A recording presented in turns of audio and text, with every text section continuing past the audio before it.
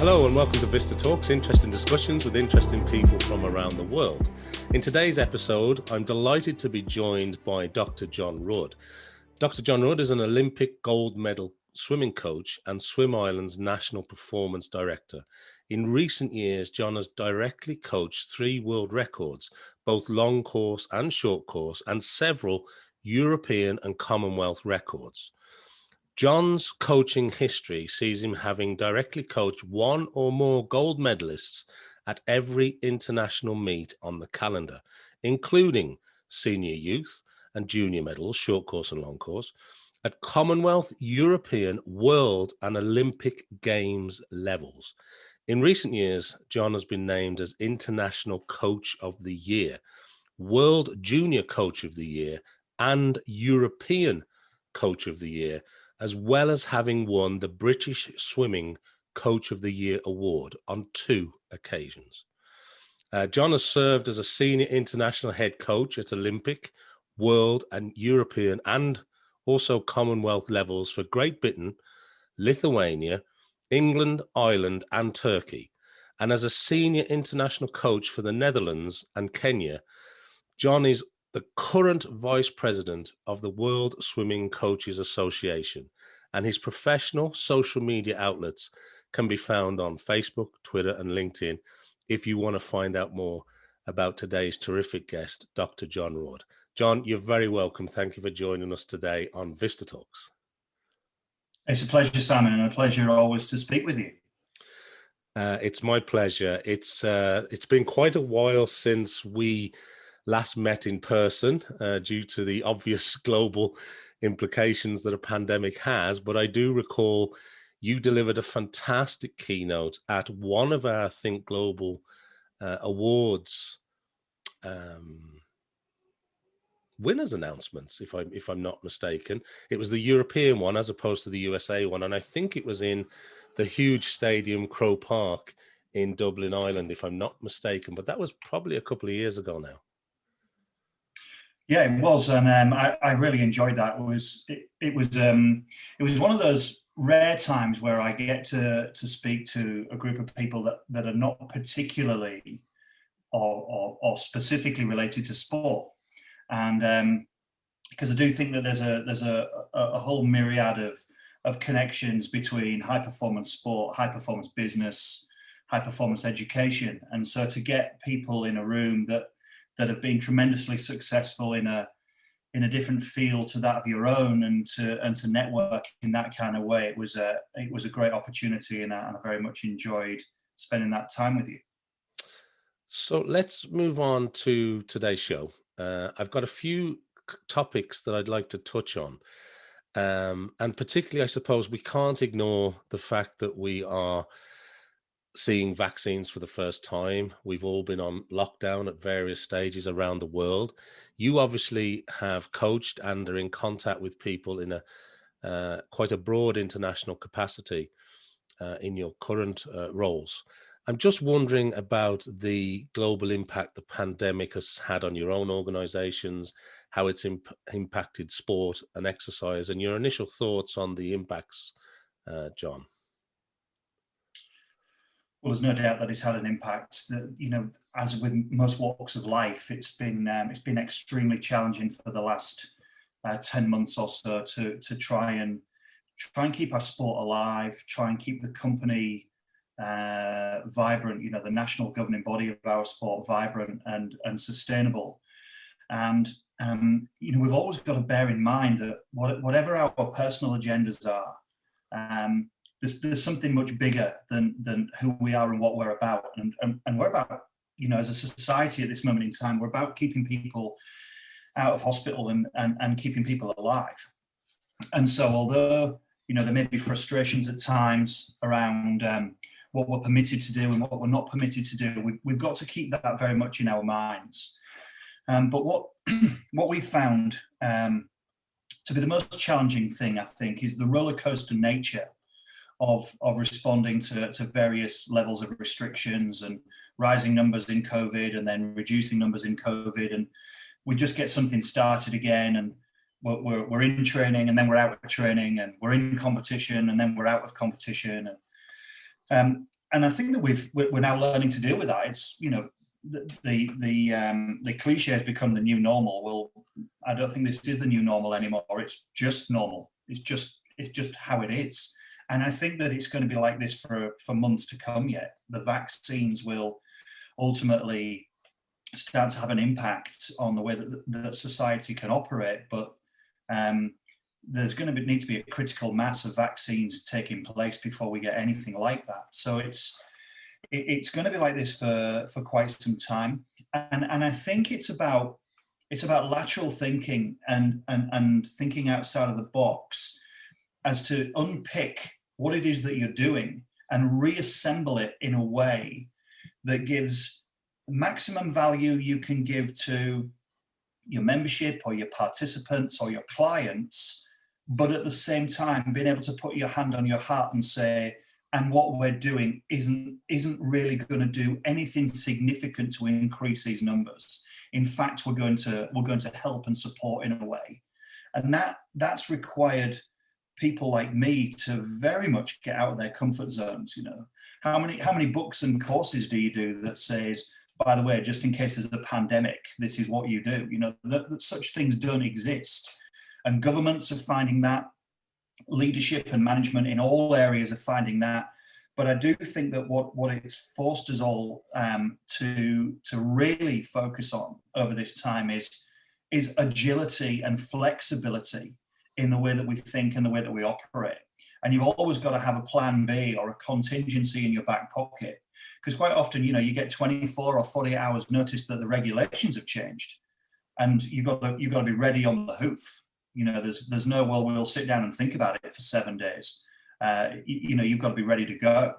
And I think that with every day that passes, we've got more of those ploys and more of those strategies kind of ready. And it's a case of responding to what we see and what we're told and what we're given, and then responding to that quickly, so that we get the very best from our business, we get the very best from our sport, but we're also doing the very best for what society needs at any one time.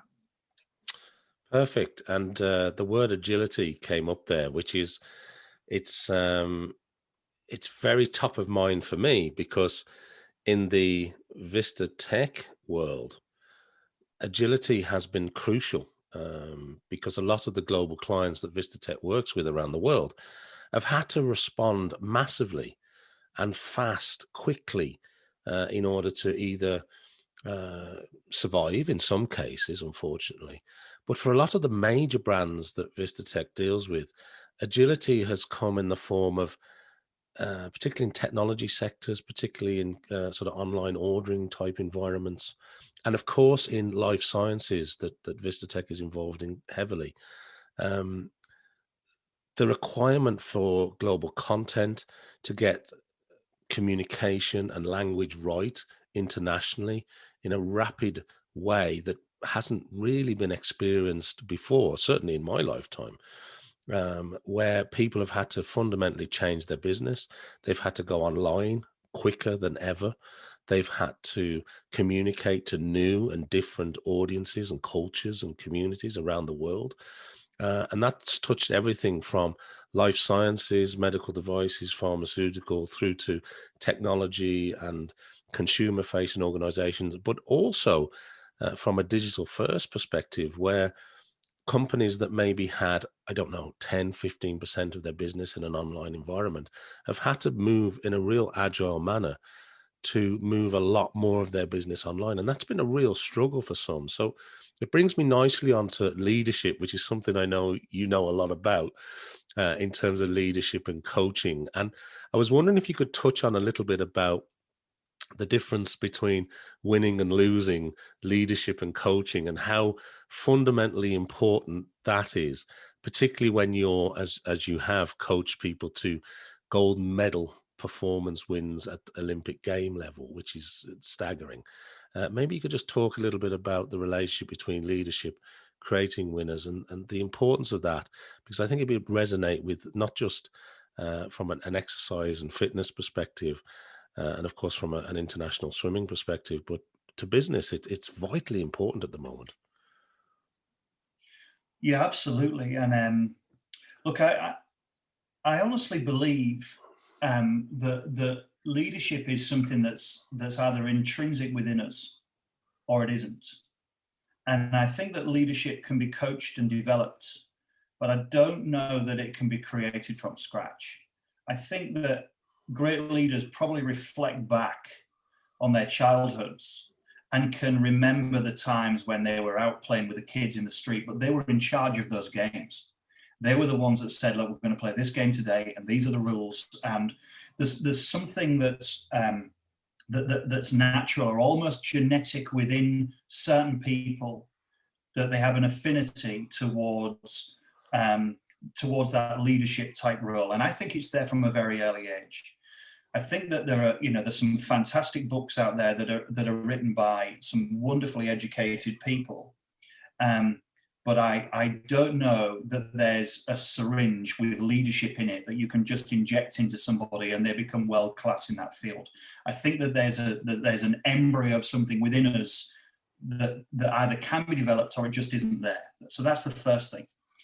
Now, that doesn't mean that people who are not leaders can't be successful, because there are some amazing number twos out there, and amazing people that are chalk face and deliver under that leadership, and they're world class in that field.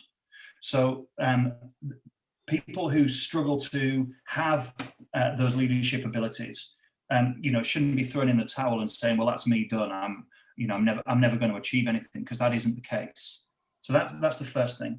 I would say the second thing around leadership is it's like a jigsaw puzzle, where if a piece is missing, there's no point in even starting the jigsaw puzzle, because if there's a bit missing in the middle, there's nothing more frustrating than looking at that. And that creation of an environment, which is the holistic jigsaw puzzle, is the key thing that a leader has to have in their mind all the time. And creating the environment is bringing together all of the best resources that you can, and ensuring that they're connected, and that there's alignment, and that wherever possible, because with the nature of humans is that we don't always operate in a smooth linear direction all of the time. There are peaks and troughs, and there's bumps in the road and impediments and barriers thrown in our way. But that you bring your human resource and you bring your physical resource together, but you never sit back and say, okay, that's done, that will now work.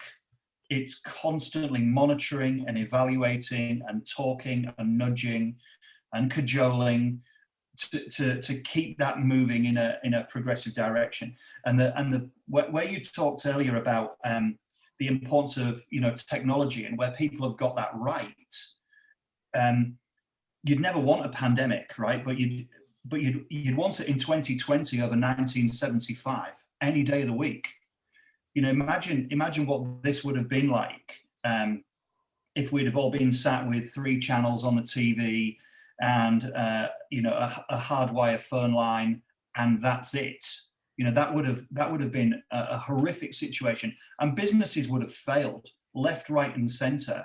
It's technology and it's online that have rescued businesses, and I think those that have failed or have fallen away or are struggling, and I include sports and national governing bodies of sports within that, are those that haven't had that agility to recognise that the days of jumping in the car and driving across the country for a meeting, or jumping on a flight for a meeting, they're certainly gone for the moment, and they may be gone for quite some time, and they may never come back.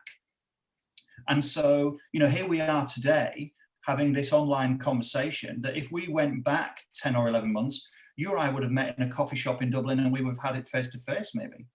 And those times have changed. And I think that we've learned from that.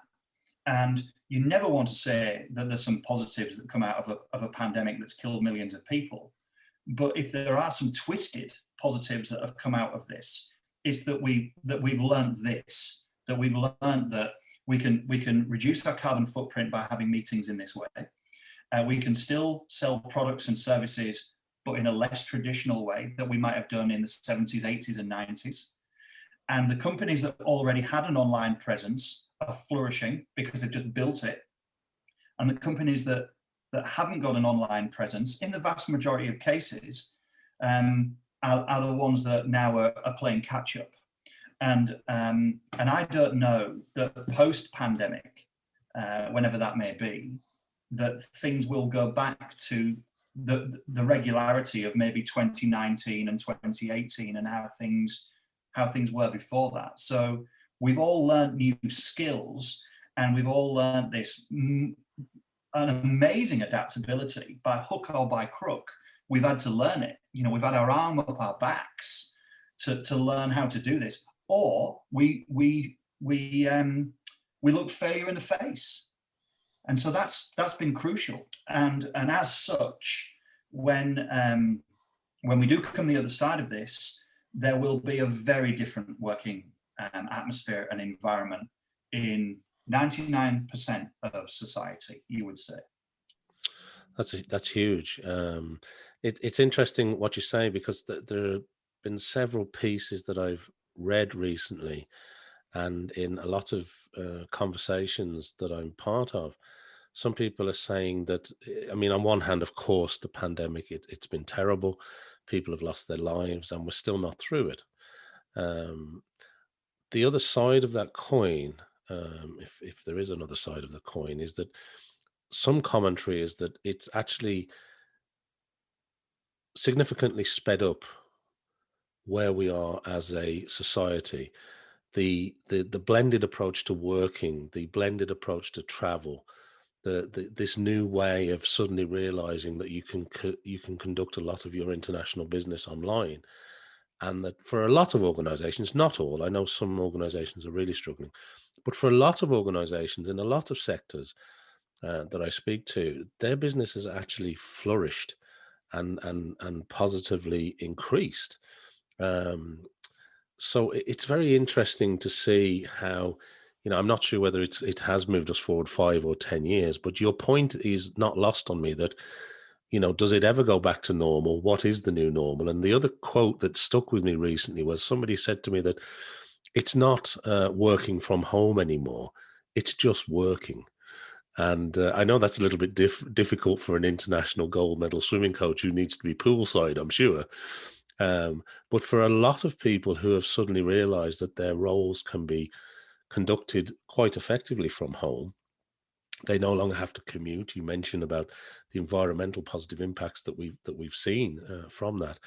It is quite interesting. So on that note, let's move the conversation on a little bit. And if I can, maybe talk a little bit about adversity, a little bit about the challenge, because I know recently you were talking about the importance of high quality practice, the art of coaching, and how, you have to attempt things and you have to keep trying at things. And I was wondering your thoughts on that when it comes to business, because some businesses are trying to move agile, they're trying to move online and they're struggling with it. Others are doing really, really well.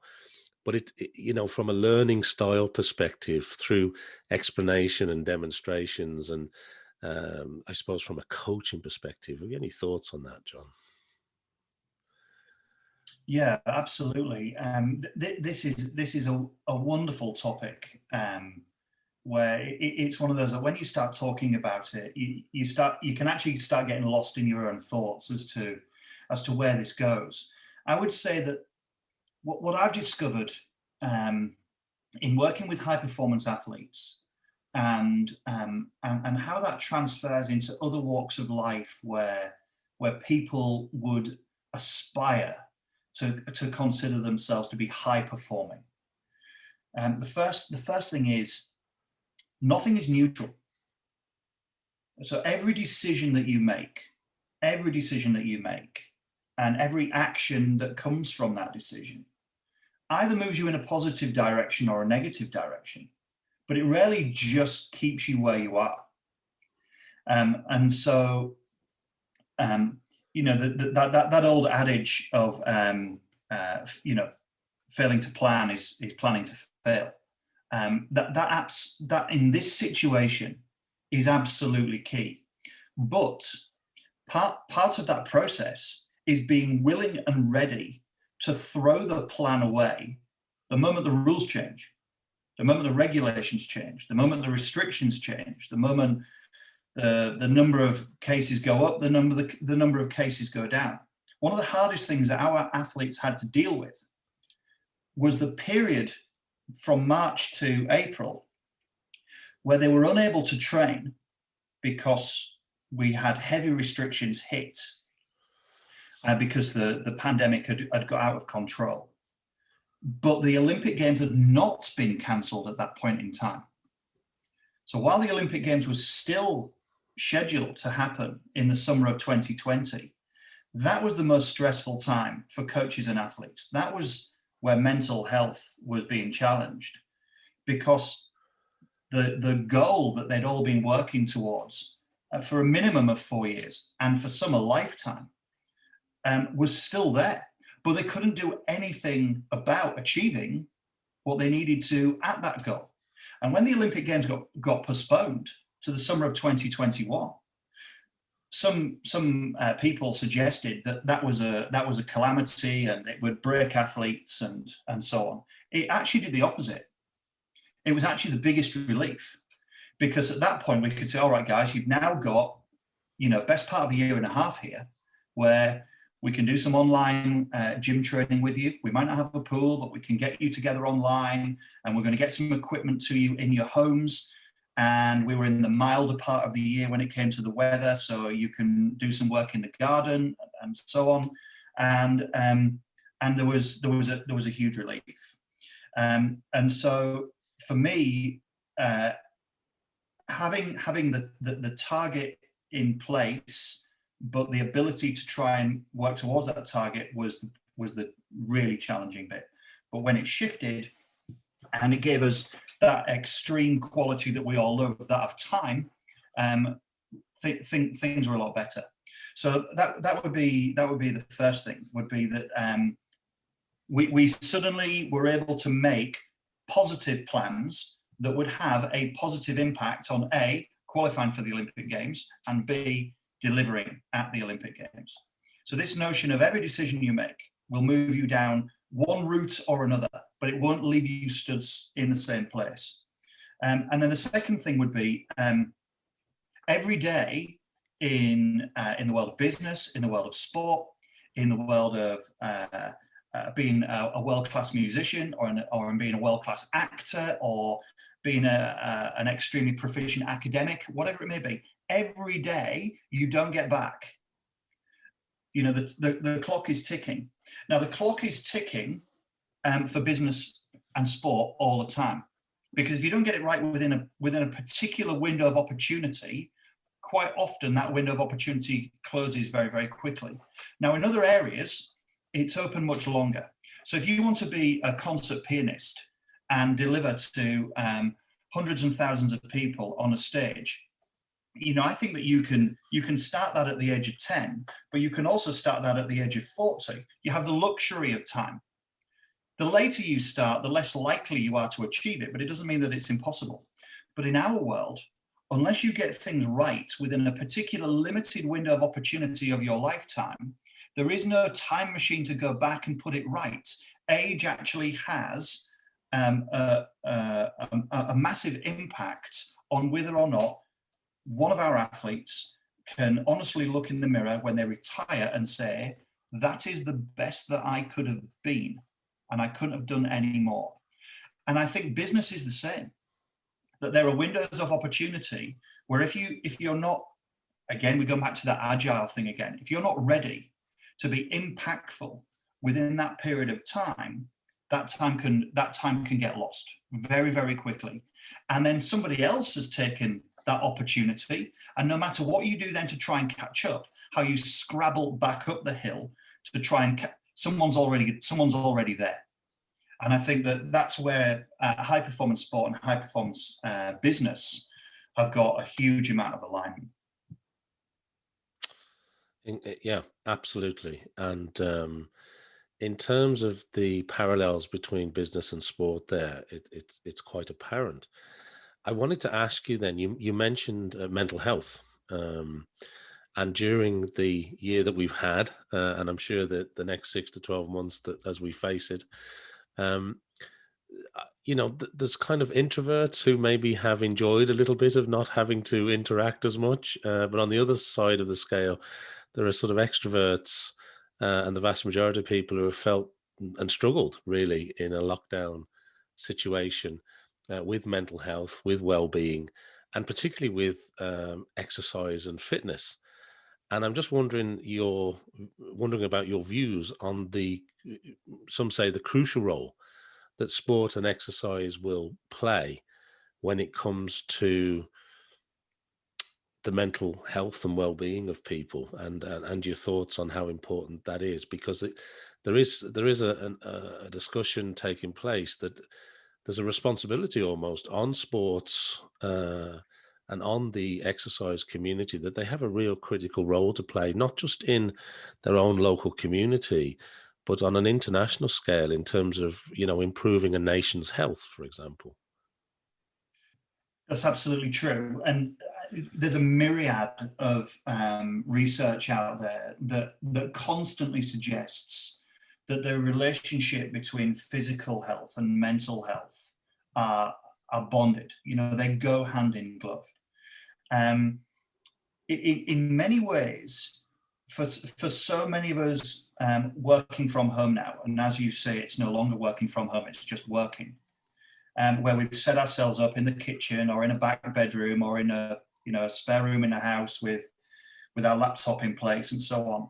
I think it's actually created time for people to have less excuse to not deal with some form of physical exercise. And the time that's spent in the car for a lot of people commuting every day has gone. Having to jump in the car, if you take Dublin as an example, which is a world of pain to get in and out of on most days of the week. That hour and a half you might have spent in the car going to work, and similarly trying to get out of the traffic coming back again. That's time gained. And so, to now find yourself a YouTube video where you can do a little bit of exercise in your kitchen or in your back garden when it's not raining and so on.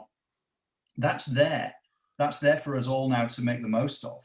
And I think people have recognized that, particularly when that sort of direct human interaction of a real person in a real room is missing. And you and I talking now, we can see each other on the screen and so on, but the fact that we can't shake hands afterwards and we can't pat each other on the back for a job well done today and so on, that is lost, that is missing, and we will need some of that back. There's no doubt about it. But I do go back again to the fortunate times that we're in for a pandemic to hit. And although that sounds like a really bizarre and twisted kind of statement, but the fact that we have technology, the fact that we can FaceTime a grandparent in a different town, a different county, or a different country and see them. The fact that if we want to relax after a hard day's work, we've got online streaming channels with our TV, and we have the internet where we can read anything that we want. We don't need to own the book.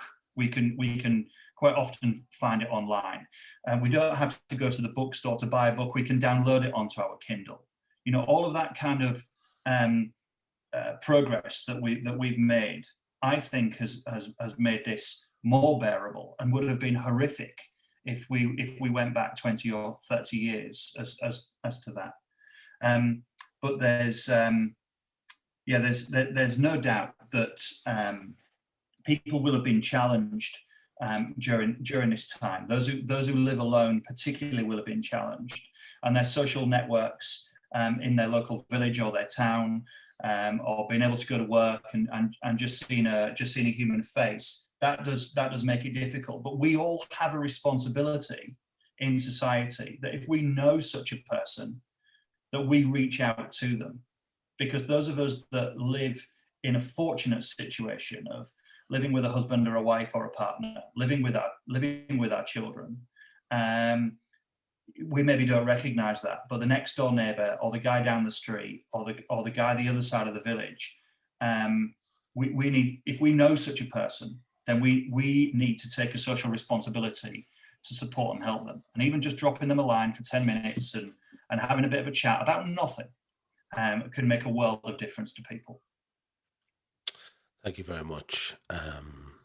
I can't let you go today as we come towards the end of our recording without asking you a couple of questions about yourself and your own career, because it is a very interesting career with some huge highs, and I'm sure a lot of hard work behind the scenes. When you look back at your own career so far, because I know you're involved in so many things at the moment, you're pretty full on in terms of your global responsibilities. What things stand out to you in terms of your own career? What have been the highlights, and has there been any sort of key learnings along the way that you'd like to share with the audience today?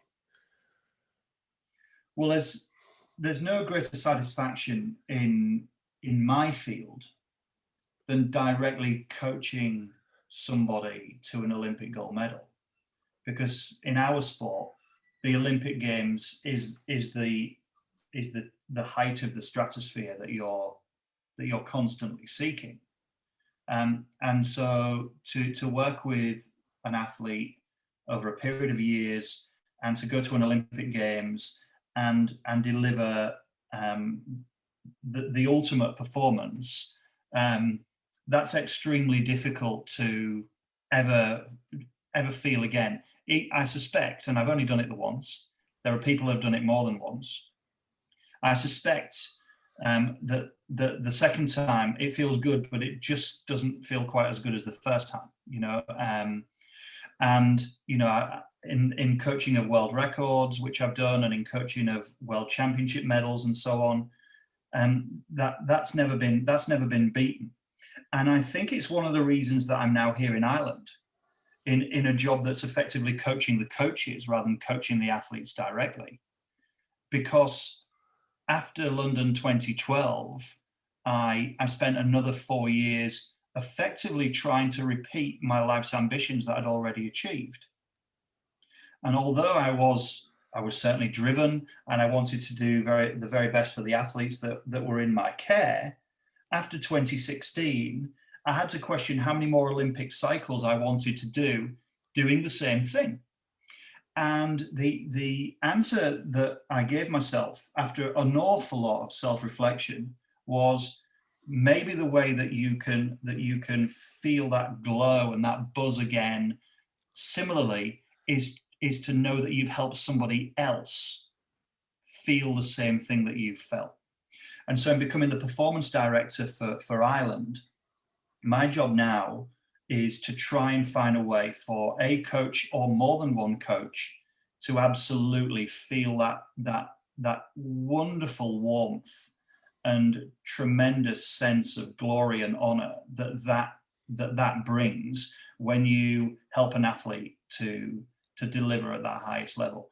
So that's the pinnacle of my career thus far. But as you say, my career now is about trying to find a way for coaches who are working with Irish athletes to feel the same thing. And I don't know that will happen in Tokyo, because I don't know that we've had a long enough run at doing this. But we're certainly going to do everything that we can to get there. But we've got Paris in 24 and Los Angeles in 28, and we'll be working every day of the week, every hour of the day, leaving no stone unturned, making as many of those decisions as we can in the positive direction rather than in the wrong direction, to ensure that all of those marginal gains we just aggregate on a daily basis to try and get to that's the ultimate achievement, certainly in our sport anyway. Well, John, I want to say congratulations to you on your career so far, because not only have you directly coached 3 world records, European, Commonwealth records, but also Olympic gold it's truly impressive. So congratulations on your career to date. It is great to have you here today on this episode of VistaTalks. So thank you very much indeed for sharing your thoughts on some of the topics that we've touched on today. I hope it's of interest to our listeners. In fact, I'm sure it'll be of interest to our listeners. There's some great parallels between the world of sport, wellness, health, well-being, and business. And as we all are in this together in a global context, I think some of your points that you've raised today will truly resonate. So I wanted to thank you, genuinely thank you for your time today. It's always a pleasure speaking to you. Is there anything that you'd like to add, or anything that we've missed that you'd like to add before we wrap up today? I don't think so, Simon. I mean, I very much appreciate the opportunity to speak with you, and it's actually really refreshing and good for me to speak on something other than swimming, diving, or water polo for once in a while. And although we have spoken about that a little, you know, my passion is with leadership in a general sense, and what I can learn and what others can learn from me too. So the opportunity today has been terrific, and it's been great that we've had a chance to speak on something that wouldn't be the norm that I would speak with on a daily basis. So thank you for the opportunity. It's my pleasure. So that brings us to the end of today's VistaTalks. It's been a privilege to speak with Dr. Jon Rudd, as I'm sure you know at this stage, is an Olympic gold medal swimming coach, and of course, Ireland's National Performance Director. So thank you very much indeed, Jon. Thank you to everybody listening, and please make sure to tune in the future to further episodes of VistaTalks, where we will be discussing more interesting discussions with interesting people from around the world.